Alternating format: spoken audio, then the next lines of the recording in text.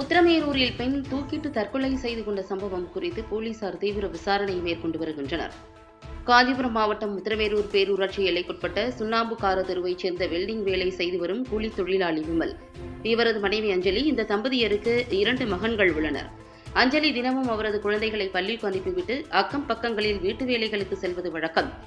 இந்நிலையில் நேற்று வீடு திரும்பிய அஞ்சலிக்கு தொலைபேசி அழைப்பு வந்துள்ளது. மொபைல் போனில் பேசியபடி ஆத்திரமடைந்த அஞ்சலி செல்போனை கீழே வீசியுள்ளார். பின்னர் அவரது அறைக்கு சென்ற அஞ்சலி கதவை தாழிட்டுக் கொண்டுள்ளார்.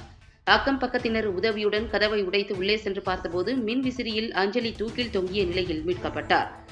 பின்னர் ஆம்புலன்ஸ் மூலம் அரசு மருத்துவமனைக்கு கொண்டு சென்றனர்.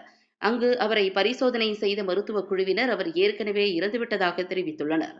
இச்சம்பவம் குறித்து தகவல் அறிந்த உத்திரமேரூர் போலீசார் சடலத்தை கைப்பற்றி உடற்கூறு ஆய்வுக்காக செங்கல்பட்டு அரசு மருத்துவமனைக்கு அனுப்பி வைத்தனர்.